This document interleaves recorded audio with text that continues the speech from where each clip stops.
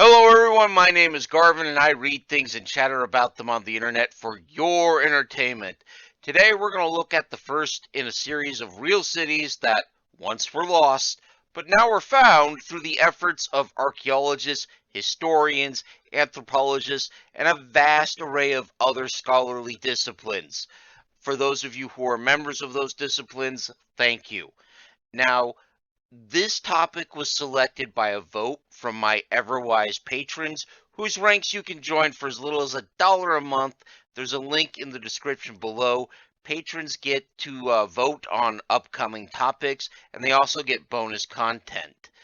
These particular videos are meant to be introductions to these lost and recovered cities, or to look at specific things that you might not have heard about, but I will be providing lists of sources for y'all to start digging deeper, and if there's any interest, I might return and do expanded, more in-depth looks at these cities in the future.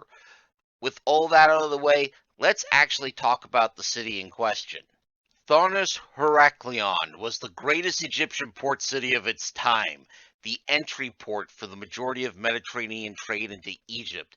It was here foreign goods from places like Greece, Iran, Babylon, the Black Sea, and even far off places like India or Northern Europe all came, along with the taxes from that trade.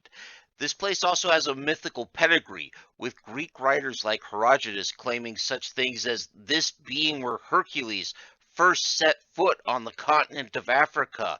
It was also claimed that here Prince Paris and Helen spent time marveling at the already ancient Egyptian civilization before traveling on to doomed Troy. It was also of great importance to the Egyptians as the city was part of the celebrations of the mysteries of Osiris. This was a procession where a pair of figurines of Osiris, one made from Nile soil and barley, another made from metal and gems, were taken from Thonis Heracleion to another city called Canopus. So it wasn't just a center of trade and a major port, but it was also a huge part of Egyptian culture and religion of the time. The city was built around a central island and was linked together by canals and waterways. Trade goods were transferred to a sister city further inland through what is called today by modern archaeologists the Grand Canal, which led to an inland lake. On the central island was the temple of Amun-Gereb, which would become incredibly important to the pharaohs of the dynasty of Ptolemy. The city hit its heyday under their rule. It was here that the new pharaohs of this Macedonian Greek dynasty would come to be crowned by Egyptian priests, enhancing their legitimacy to the native population. In exchange, they would pour all sorts of wealth into this temple and into its city, resulting in large stone construction and monuments, and that might have been the seed of its doom. At the end of the 2nd century BC, a massive tsunami, or possibly an earthquake, or even a combination of the two, struck the city. This liquidized a portion of the already incredibly marshy soil, and unable to support the weight of the great stone construction and monuments, a good chunk of the city fell into the sea. The dynasty would follow not long after, ending around 30 BC, and the Romans who took over afterwards would favor Alexandria over the idea of rebuilding a city half sunk into a marsh that was being eaten by the ocean, basically. Over the centuries, the Mediterranean would gradually reclaim Thonis Heracleion, as Alexandria would increasingly take over its role as the main port of trade, as well as taking over much of its cultural and religious significance. The city is currently believed to have been founded roughly in the 8th century BC and disappeared in the 8th century AD. For those of you counting, that means this city lasted about 1600 years.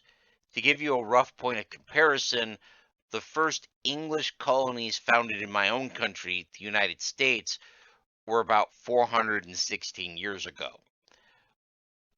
This city existed as an inhabited place for 4 times as long as there were Englishmen, or English speakers, I should say, in North America on a permanent basis. On top of that, myths and legend actually place the founding of the city as far back as the 12th century BC, which opens the possibility of it just being staggeringly old. Now, I should also mention that the modern name is a compromise because the Greeks called the city just Heracleion, while the Egyptians called it Thonis. The Because of this, we actually believed for a long time that these were two separate cities, which is one of the reasons we could never find the place. We would look at the writings of Greek historians and hunt for it, while all the signs in Egypt would talk about Thonis instead of Heracleion. The other being the sheer chaos of history meant that most of the records showing the city's location were destroyed in the various upheavals that ripped across the Mediterranean world as the ancient world ended and the medieval world was born. So there was a lot going on, and a lot of stuff got lost because of wars, plagues, and fires. These things kind of happen. The first lucky break came in 1933. A passing RAF pilot reported seeing ruins underwater. Until then, much of the search had been focused inland, and this kicked off research on likely offshore locations.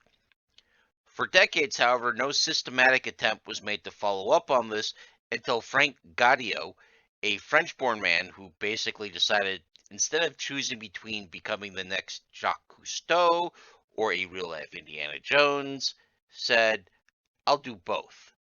He showed up in Egypt in 1996. He had founded the European Institute for Underwater Archaeology in 1987, and he thought this would be the perfect challenge for his institute.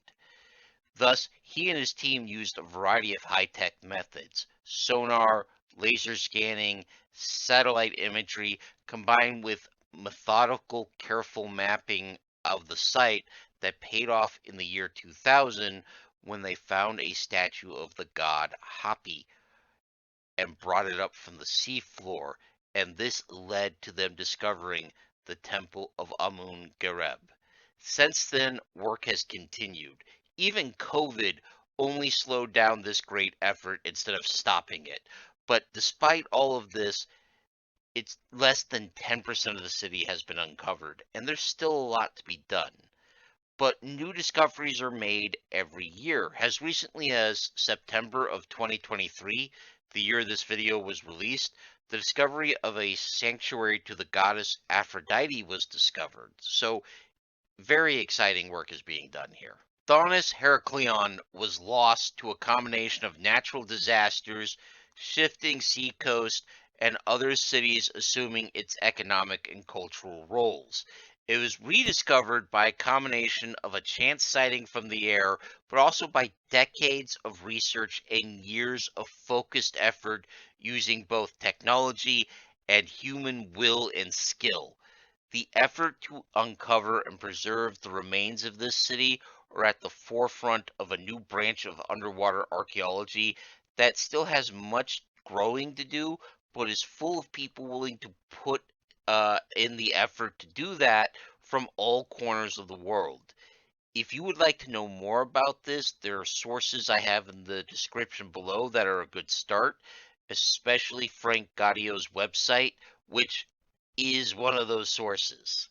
For myself, I think this is a good stopping point for the video, however, and I hope you found this video informative or at least entertaining. If you did, please leave a like, a comment, or even subscribe, as all of those things help me in my eternal battle against the dread Lord algorithm. Terror be on his name. Speaking of help in my eternal battle, my thanks go to my biggest supporter, Big Steve. I hope you enjoyed this video, man. We're going to continue doing real lost and found cities until December 8th. Well, I'll be taking a bit of a holiday, but I'll be back with more videos starting January 19th. So join me next week for a look at the city of Pompeii. I hope you'll join me, but until then, take care of yourselves, take care of each other, and of course, keep reading.